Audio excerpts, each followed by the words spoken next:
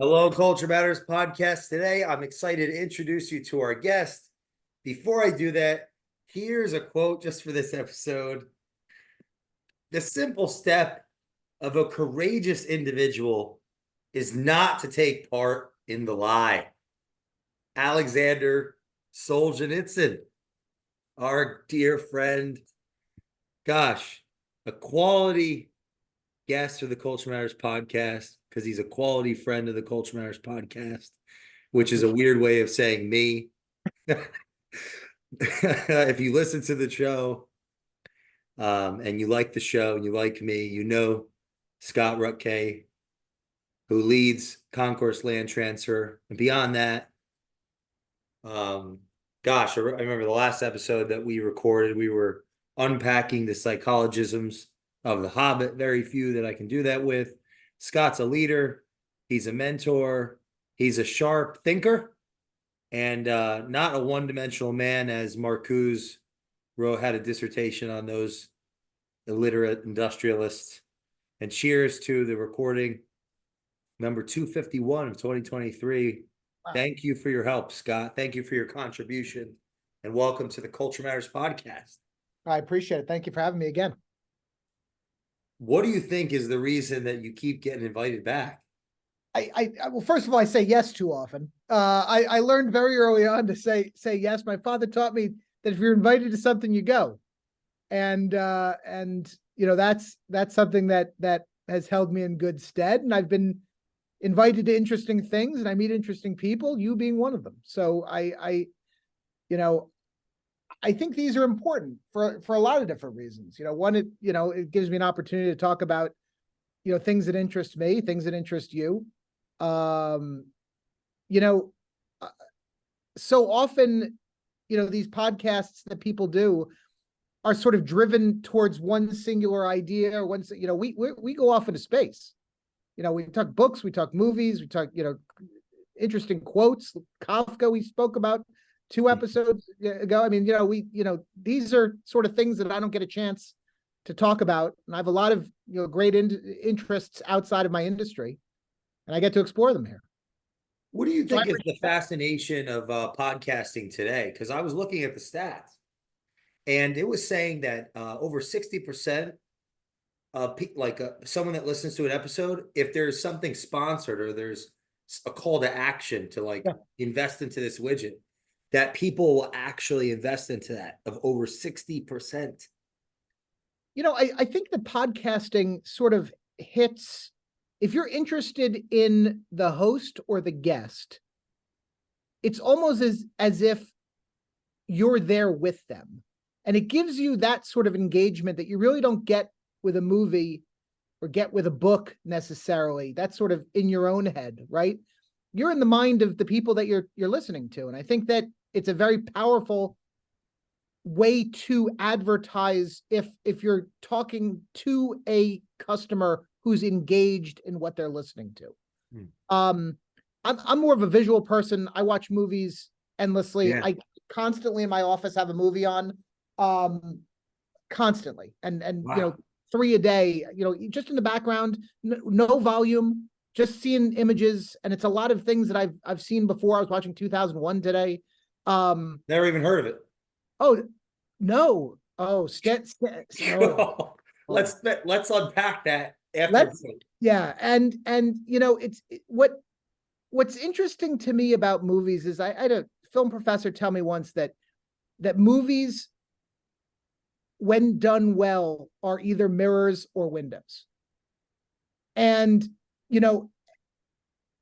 and I see a lot of that, the more you watch, and for you, the more you read, you sort of see yourself in them, or you see the people, the characters, as you would looking out a window. And, I treat a lot of life like that, sort of seeing a lot of myself in it, and then also seeing what they're doing and maybe changing it or observing, just observing what's going on. 2001. What's the premise? Stanley, the premise is too long to get into now. That's a 5-hour podcast. Part 1. 2001 was shot simultaneously with Arthur C. Clarke, the famous sci-fi writer, writing a story, and they were shot by Stanley Kubrick directed. Arthur C. Clarke was, quote, writing, but they did it simultaneously. So there are big differences between the book and the movie, and there are huge similarities because they were working in concert. So I know of no other example of where the novelization was done simultaneous to the movie being shot. It's an amazing movie that starts with the dawn of humanity. It starts with apes, and it starts with a monolith that appears in a desert and gives these apes intelligence. Wow. And then after that whole sequence, which, could be about 25, I should know how long that sequence is because there's no dialogue for that in the entirety of that sequence. Whoa. And then there's a transition to the far off future where we have a space station and we're exploring a monolith that's found on the moon. And then it sort of goes into a different storyline altogether. It has one of the most beautiful transitions in the history of cinema. An ape throws a bone into the air and it rotates.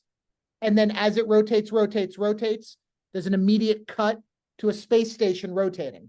And it just shows you the transition of the beginning of humanity to where we are in the not too distant future. It's a beautiful film that has very, very interesting concepts, ideas, sort of throws out big ideas. I'm not joking when I say that it is a movie that you will watch and it will change your perception of so many things. The music alone, I know you know the music. I love music. The soundtracks. Yeah.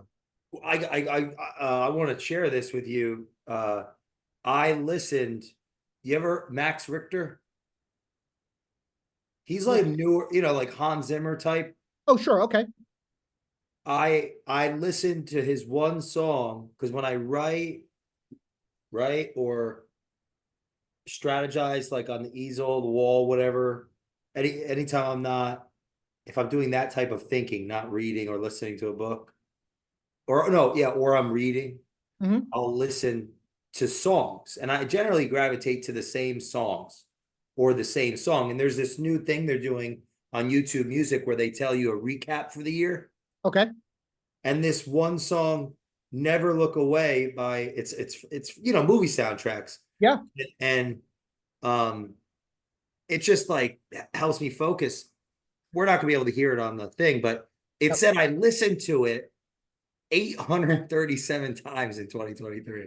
Wow. And I'm in the 0.1% of people that listen to this guy. You should write. I was so proud of. I posted on Instagram and I tagged the guy, like the producer, but he's like a Hans Zimmer type without the brand share that Hans Zimmer has.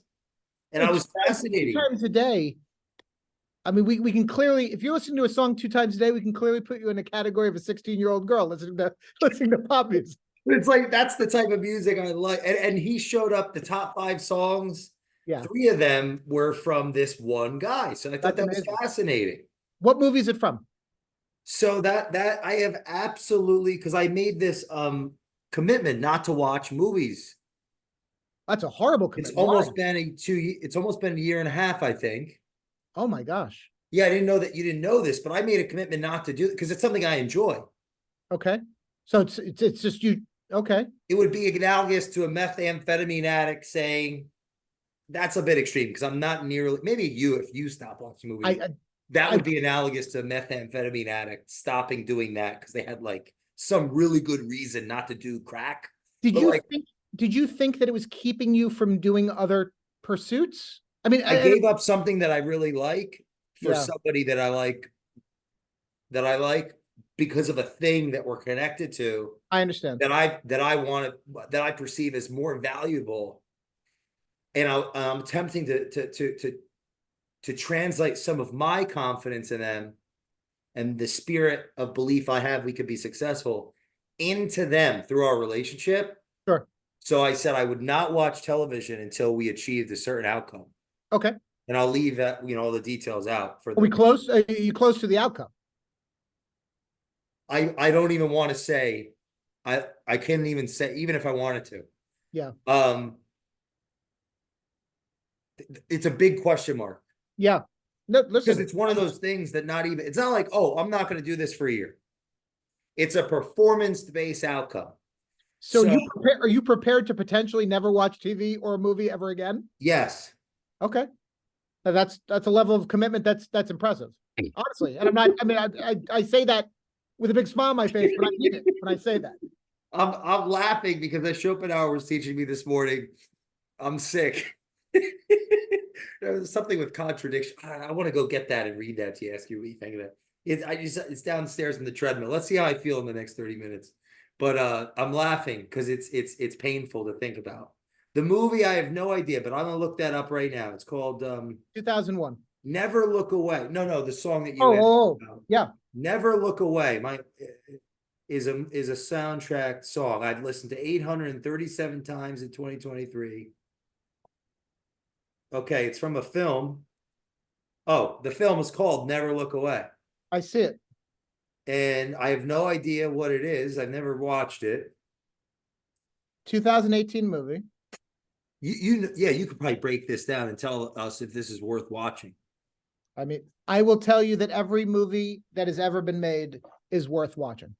There is, if I haven't told you this story before, I'll say it briefly. In school, you have an opportunity to graduate. You can either work on a film or you can write a paper. And my roommate chose to write a paper. And what he wrote about was the language of film, that film, for the most part, certainly in America, has a language. There's a narrative that you sort of understand, that when people break that language, you know it immediately. Like the hero doesn't get the girl, you know it immediately, and it's jarring.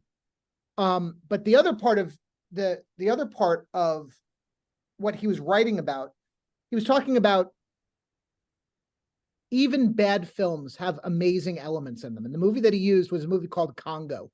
And Congo is based on a Michael Crichton novel. And the novel was very good. The movie was very bad. This is the apes with the lasers, right?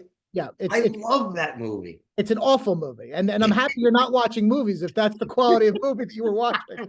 We've had this conversation. Yes, I love that movie as a little child. And you know why those monkeys running the city, something about that made me, I was a little kid, like wow, So there is, if you remember this scene, there's a scene when the apes are running after the treasure hunters / scientists through a giant field. It's just, almost, field. And there's a shot in this that tracks above them as they're running. And it's the most beautiful shot you've ever seen. And what you can tell is the cinematographer realized that he was stuck on this project and he was going to prove to the world that there was something worth doing in this movie. And it's a beautiful shot. And it's a well planned out shot. And there's a lot of choreography in the shot. So that's or go ahead. Sorry. No, so in his mind, this is for his real. People joke about movies that you have super talented people in a room and you ask them to draw a horse and they hand you a picture at the end of the session of a giraffe, because you've just so many people putting their thumb in it, giving direction, giving their idea. You're explaining the corporate culture. That shit. Exactly right. It's genius. Well, when you said I don't go that far. He was going to prove there was something worth doing. That the disenfranchised employees of organizations that are adding to their resume, that for some reason the writer, for the producer, the directing, the script isn't all in concert. This guy's getting the best shot ever. I think that's the most profound. Is that a metaphor or an analogy? I don't use those. Metaphor in the way that I said it, but an analogy the way you're explaining it. Yes. Thank you for the clarification. So someone told me once that the mistake that people make is think that only stupid people close businesses. Smart people close businesses every day for any number of reasons. And, and they're not, it's a lot of, oftentimes great ideas that just can't be executed upon. Maybe they couldn't find funding. There's a million different reasons why a business closes, but it's not because the people are stupid all the time.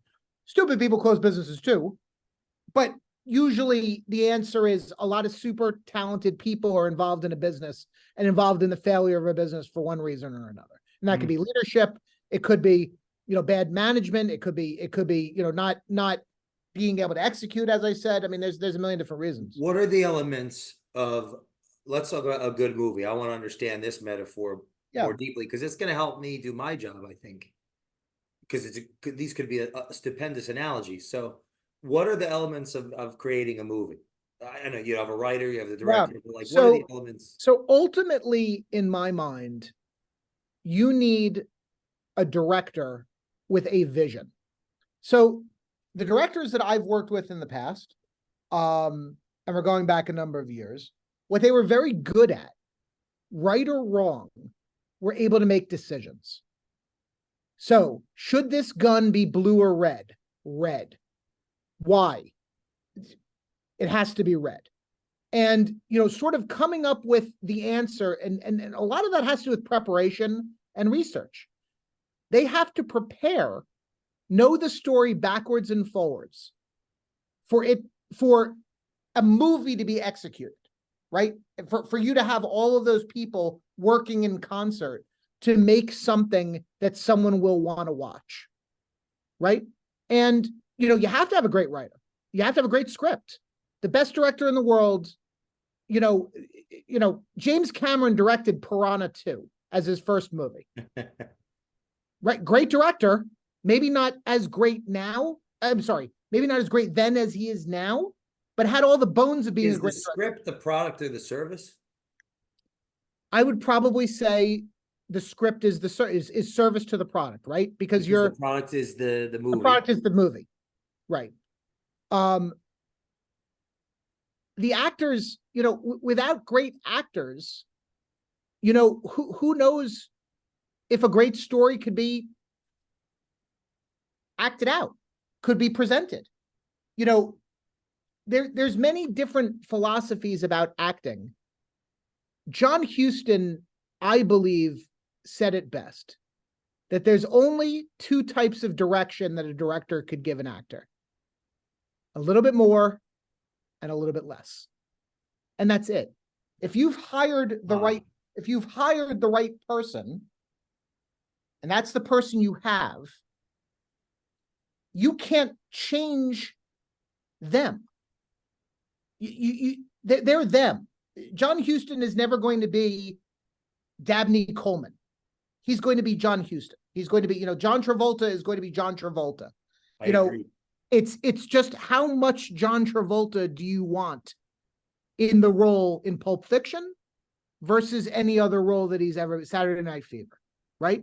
What are you getting from that? So not every director feels that way. There's directors that give tons of direction, tons, and with varying success. Some people do it very well. Some people don't. Woody Allen famously doesn't tell you what he wants in a scene. I hired you. You're smart. You know what to do. Go do it. You have the script. You figure it out. So you have to have the understanding of what you have around you, right? If I'm a director and I have 50 people in front of me and I believe that they're all competent, do I trust that they're going to go off and do what I'm paying them to do? That's a business. As a business owner, I have to trust that I've given my team all the tools they need to do the job, all the education they need to do the job. If I trust them, they have to go do the job. That's sort of, my philosophy about how it is now. Here to teach, here to give advice. If anyone asks me a question, something I'm very good at is giving an answer very quick. I see a problem. It seems easy to me. Either I've seen it before and they haven't, or I sort of have a feel for it in this industry. Doing it long enough to understand, the sort of the high level responsibilities we have, and then trust that they'll execute. Would you say that actors are like the employees? Or sales? I think everybody, sales probably more, right? Because they're selling the story. So they'd be the medium of the movie. Yeah, they are selling. They are they're the ones telling the story, at least on screen. And there's tricks that the cinematographer is doing and the tricks that the lighting is doing, but the actor is what you're focused on. He's selling the story. You've, 113 years ago when you stopped watching movies, you have seen things where the acting was poor, right? The acting's poor, and you knew it, and it seemed fake.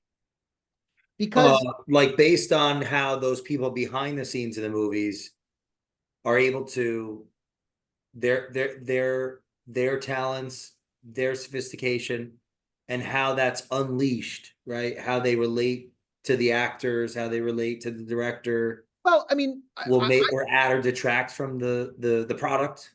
I'm actually saying the final product, you watching as a viewer, Uh-huh. you know if it's not working.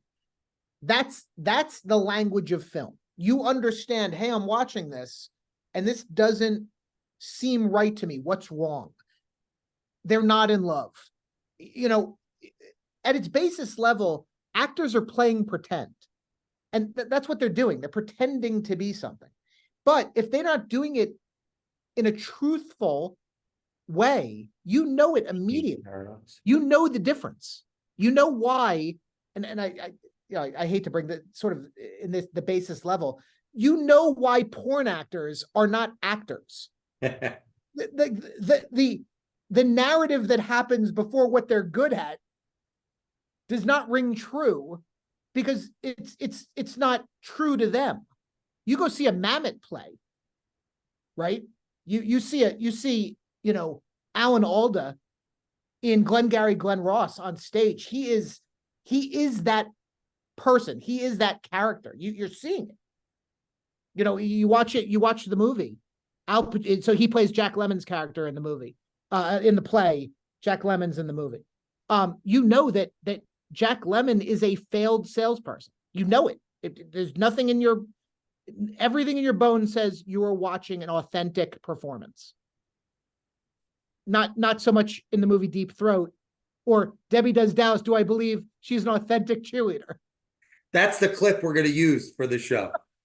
I have a quote here. They must lie so well that the truth is revealed. Yeah. It's an interesting paradox. Yeah. What comes to mind? It reminds me of the statement that if you're going to lie, you better be the smartest person in the room. That you have to remember, it's the easiest thing to remember is the truth. Once you start lying, you better be smarter than everybody here because you're revealed immediately. And how true is that in business? We've spoken about this in the past relative to golf. Someone can lie to me for 30 minutes, but get on a golf course in a pressurized situation for 4.5 hours. Sooner or later, I'm going to know everything about you, because if you cheat on the golf course, you're going to cheat in life. It's just sort of, you see it. I mean, how you handle stress over a long period of time, you can hide it for a little bit. Sooner or later, you'll figure it out. And that's why, sort of that relates to business so well, because you learn so much about people. I'm sure I'm sure other sports too, you just don't have, you're not as close. If we're playing baseball, I don't know what you're doing in the batter's box. You're too far away. I mean, I could see you throw a bat if you strike out, but on a golf course, sort of, I'm next to you the whole time. 3 movies that if the listener participates in, they could be a different person coming out of that experience. That's a tough question. I'm gonna circle back to that. So I'll never forget, I was in a film theory class, and this is around when Pulp Fiction came out. Quentin Tarantino was sort of the it director at the time, and the director, the professor of the class, asked what everyone's favorite movie was. And I mean, around the room, Pulp Fiction, Reservoir Dogs, it's sort of around that. And they got to me, and I said, Ferris Bueller's Day Off. Okay. And the professor laughed. And he's like, I'd love to hear more about that. Didn't ask anybody else. And in my mind, I think you can tell by your interactions with me, not only is communication very important to me, but laughter is very important to me. I go for, you know, low-hanging fruit. I go for jokes that you'll figure out 3 weeks later. I go for everything that I could go for to make someone laugh, mostly myself. A lot of the things that I say are to make myself laugh rather than the person I'm talking to. And I try to make every interaction that I have sort of one where somebody's laughing. To me, that is one of the most perfect comedies. You know, it just has a lot of heart. It has a lot of, you know, it's a sort of a perfect script in the sense that it makes sense throughout. It has, in the form of the principal, sort of the perfect villain, if you want to call him a villain. You're the foil to Ferris Bueller. You know, a guy who only wants to follow the rules, will go to every length to make sure that everyone is following the rules. And Ferris Bueller is completely out of control the entire movie. Completely out of control. His whole life is out of control. Everything he does is out of control. You know, sort of culminating with, you know, singing in the middle of a parade in Chicago, sort of, you know, and no one can believe that his friends can't believe that he's on there, but also understand exactly why he would be out there, because he's Ferris Bueller, and those things happen to him. And so that I'm not going to say that that's going to change your life. Sort of, you're going to have a whole new philosophy about things, but I will say that that is a movie that I have deep connection with. Deep connection. You know, this is going to sound like a film school answer, but Citizen Kane is an amazing movie for a million different reasons. The making of Citizen Kane it has been, you know, made into movies and books as well. That is because of what happened, how Hearst tried to shutter that movie almost from the beginning, thinking that it was mostly about him, and it was a big portion about him. But it also shows you, you know, Kane says something that is so amazing when you think about, in the movie, how successful he is. So his life sort of follows the same trajectory as William Randolph Hearst. Owns newspapers, mines, businesses, hugely successful. And Kane says something in the movie about his grave, and on his stone it will say, "Here lies a man who could have been great but wasn't." Wow. And just to sort of have, Wow, to think that about yourself as, I think in the movie, the sixth wealthiest man on earth. You know, what an amazing thought. And more so, what a sad thought, right? I mean, just such a sad thought about yourself, that you have everything that you have has no value to you. And that's fundamentally what the movie is about, is what he most values, what he says on his deathbed, is remembrance of his childhood when he was completely innocent. And the whole movie, they're trying to figure out what his last word meant, because he says a very famous last word before he dies. And then you find out at the end what it really meant. And it was something from his childhood that was meaningful to him. And his whole life was spent trying to, you know, sort of he had that in his head. Pretty amazing. So I gave you two, you know, sort of a real answer, and then sort of my answer for a movie I go back to all the time. I haven't seen either. Yeah. When whatever happens, you gotta, yeah. When the dog has puppies, you gotta go back to watching movies, and at least watch those three. I'm in. It's great. It's great. So, like, yeah, you know, do you think people? I'm curious if you think people. I wonder what people's experiences are. Is it just relative, like to each their own, of what one's going to get out of a movie? Because what I felt personally is that as I've continued to read and learn, really, it's lots of different ways to learn, that how I experience film, play, what have you, is richer. It has a relationship with my depth as I become and evolve. And that's exactly what I was starting out saying. It's it's mirrors and windows. It's a window into a world that you didn't know until you saw it. And it's a mirror. How do you put yourself in whatever you're watching? You know, what did everybody want to be when they were a kid? They wanted to be a cowboy. They wanted to be an astronaut. They wanted to be, why? Because they see that, you know, my father's generation, that's all they saw. All the media they consumed was a superhero, a cowboy, or an astronaut. So what was the highest selling Halloween costume for my dad's generation? Cowboy, astronaut, superhero. Yeah. You know, that's what good art does, right? It makes you think about yourself. It makes you think about it. And that could be a book, and that can be, you know, I know you're talking, you read more nonfiction. I read more fiction. I watch, you know, more, obviously, I watch a tremendous amount of documentaries, but I watch more fiction, more movies than I do documentaries. And you put yourself in it. You know, who didn't want to be Luke Skywalker or Han Solo? You know, you're going to tell me you want to be Chewbacca, but I mean, I get it. Whatever, I can't do the thing. Yeah. So, I mean, look, you see, you know, you sort of music, you know, they say that most people musical tastes are sort of frozen when they were between 14 and 17. You know, Wow. that's when you listen to the most. That's when you sort of freeze your taste level. You know, I watch as many different things as I can because, again, I think there's sort of every story that you watch, and there's awful. Most movies are, you know, not great, you know, but there's always something that you can pull from. There's always that one shot, that one line, you know, the one thing that you say, wow, super talented people worked on this. Same as business. You know, the mistake is that my point about Piranha 2 was that super talented people worked on that movie. Maybe they didn't have the money to make it right. Maybe they didn't have the special effects to make the fish look great. Maybe they didn't have a great script, so it sounded weird. But that doesn't mean that the talent wasn't there. Same in business.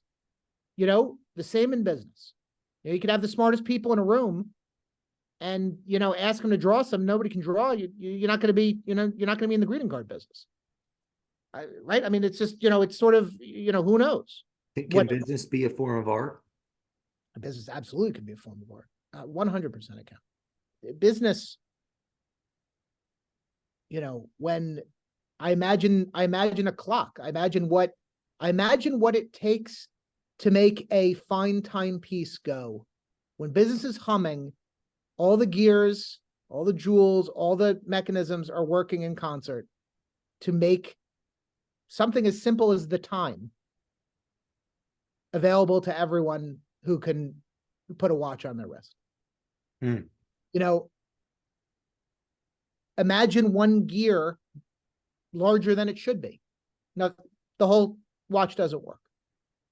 You know, imagine it smaller. Imagine it bent. Anything. It's and business is that fragile. One piece not working in concert with the others, if left unnoticed, destroys everything. Destroys everything. The profit is connected to that. I mean, sure. Yeah. And it's sort of identifying that's the tricky part. Because people are different than gears. I can see if a gear is square instead of round. I might not be able to identify someone who got pissed off 2 weeks ago and decided to work 13% less. Maybe decided, you know, I'm not going to do 7 things today. I'm going to do 6. You know, that's a little trickier to figure out and takes longer to figure out. Just as destructive. Well, what about when it's clear that, all right, there is a problem? Yeah. How do we handle it? Rehabilitate, or we move on from that person. How do you reconcile that? So it seems like at some point there has to be decision, right? Yeah. To cut off or to like. What did I say that the main function of the director is? Quick decisions. So is the director like the CEO Yeah. One of the vision, movie? has the vision, has the, yeah. Where do you feel the board has a role? And do movies have boards? Well, they have producers, executive producers that put money in. They have studios that put money in. So you've guys who say, hey, Scott, I saw you exploded 17 Ferraris yesterday. What gives? What gives? So that's the board. The board is the guy over your shoulder giving you notes. The board is ultimately the person who controls the purse. Executive producers, the studio. What's the role of the studio as it relates to the movie? Well, I mean, they could be financing, but ultimately they're the ones who are selling the product to, they're selling it to theaters, they're selling it to Netflix, they're, whoever, they are actually going out and marketing and selling the product. It's their money. Hey, Scott, we need a movie about cowboys. And I give them the best sports movie there ever was. This isn't what we're looking for. How important is it for the writers, the producers, the directors to pick the right studio? So that probably is in reverse, right? It's so a script is written, shopped around, and I guess it could get to a studio in a couple different ways, but let's say that they need, let's think about this. I'm not going to sell, theoretically, a very difficult drama about rape, very serious movie to Disney. Perhaps, right? Because that's not what they do. And I mean that, like that. So they've formed other, under their umbrella, they've formed other studios that handle things Makes like perfect sense from a brand standpoint. Exactly right. So why would you want to make $1 to lose 10? Right. So if you made a small independent movie in the 90s, you're selling it to the Weinstein Company because that's what they made. And that's where, Tarantino had most of his success. You're selling it to Miramax, because that's what they do. You're not, again, it's not, Pulp Fiction isn't a Disney movie. So you have to your point, the brand is sort of what makes sense. Why does one shirt work as a Nike shirt and one shirt work as a Ralph Lauren shirt? They all make shirts. Like understanding what your brand is. Well, if I sell to a studio that I'm not ultimately on the same page as, they wouldn't buy. You wouldn't pitch it because they ain't buying. Fundamentally that I'm trying to think of something in terms that isn't a movie related item, but take the shirts, for example. If how about this? If I have a 3-piece charcoal striped suit and I'm a designer, I'm not pitching that to Nike. Doesn't make sense. They don't make suits. That's not what they do. So sure. You that sort of fundamentally, that. I could pitch a Nike sneaker and now, all smooth sailing. Correct. The question becomes, well, based on wherever the studio's at and their factors of accountability, right, their internal processes, how I think of an example. Let's say that the James Cameron, is going to do $1 billion budget and gets approval, and then the studio backs out. Yeah. Cameron is in a position. It happens all the time. So Martin Scorsese was going to make Passion of the Christ. Wow. Very difficult movie. Very difficult movie.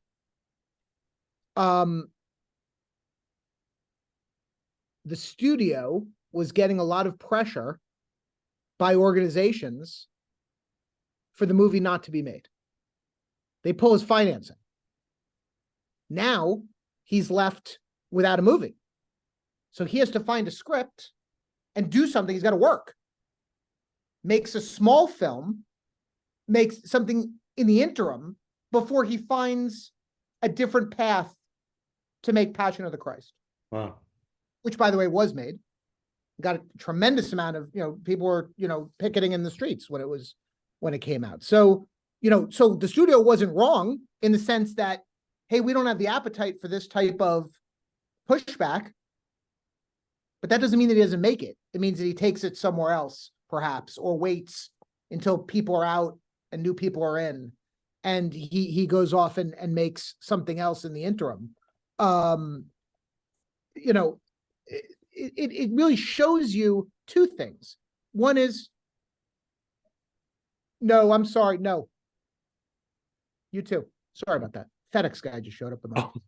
All of a sudden you had a I didn't know how to. I didn't know what to say. Yeah. So so it shows you two things. What does it show you? It shows you that he still had the passion to make, no pun intended, to make that movie and wasn't going to stop by hearing the word no. So sometimes as a leader, I make a decision and someone disagrees with me. So if they're passionate about what they're saying, maybe I'm wrong. Right? So that's sort of the give and take that you have to have. Ultimately, the decision's mine, right? As the leader, the decision's mine. But I've been wrong 1,000 times. I'll be wrong 1,000 times in 2024. It happens. And, again, when you make a quick decision, going back to the red gun, blue gun, maybe it should have been blue. And it's the job of somebody to say, hey, Scott, you said red, but with this lighting and the guy's shirt, I don't know if you noticed, but the guy's shirt's red. So he's going to hold a gun. You're going to have a red shirt. Maybe blue. Just rethink that idea. You're right, blue. But if I have a reason for it to be that way, and then they don't understand what's in my head, and I have a, overarching, thought process, things I say might sound crazy, but it's an interesting thought though, the dynamic between the director and the actors and the studio and the director. Yeah. If the studio is getting too involved with the creative decision making of the director, what ramifications could that create for the actual film? Ironically undermining the goal, the outcome is what's the studio's actual role? Right. Is it, if I'm thinking off the top of my head, what's a studio's role? Distribution, resources, relationships, not idiosyncrasies of the nuances of the actors' interplay. And also, or how many cars are blown up. Right. Is it 16 or is it 17? More so, is it, why are they being blown up? Okay, they are, and then if so, why? And then let's figure out how to make that happen. So now you're talking about, we already bought into the idea of we're going to do a war movie. Right. So now you're talking about art fundamentally.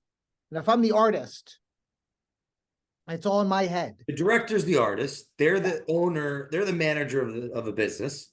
Correct. Because the movie's a business within the business. Right.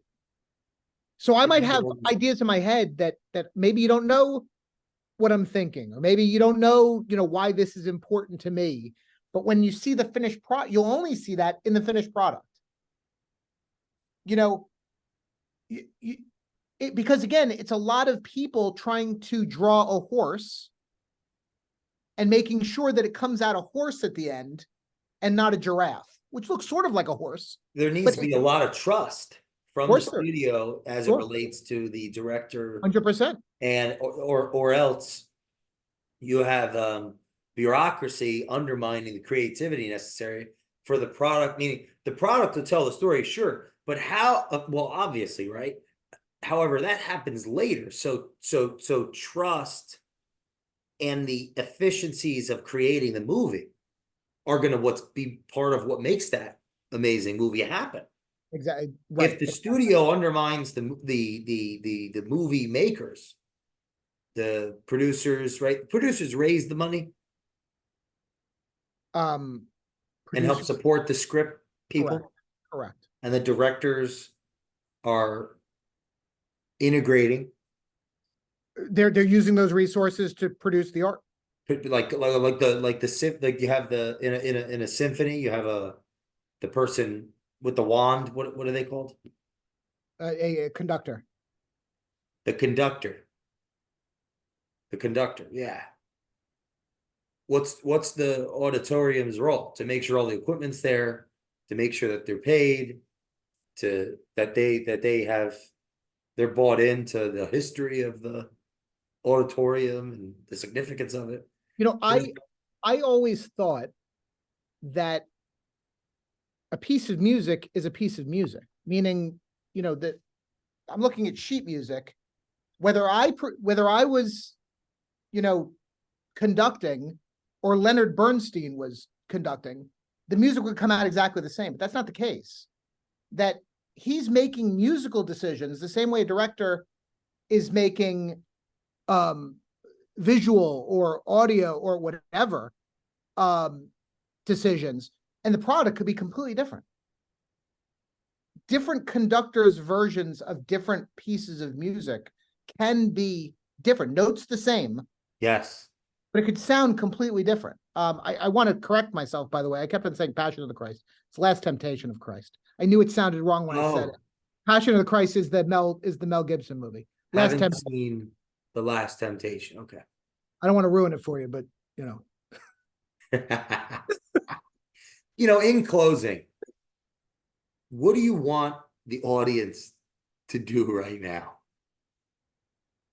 I mean, look, I mean, we joked around a lot about what we were talking about, but I think that there's a lot of value to thinking about your business in terms of things that you understand that aren't necessarily a business. You know, what do we talk about? We talked about sort of a movie or a movie set or you know, something that is unrelated to most people's businesses. However, we were able to show how it's exactly the same. You have exactly the same parties. You have exactly the same problems. That if someone isn't executing, an actor isn't acting, you know, it rains for 13 days and you're in the desert, supposedly. You know, these are things that you have to be able to think about in terms of your business. You know, that's what makes sense to me. Something else might make sense to other people, you know, as it relates to their life. And, you know, the operation of a business isn't a vacuum. You know, it's sort of, you know, interacting with people is interacting with people, you know, and then fundamentally that is going to make your business go or no go.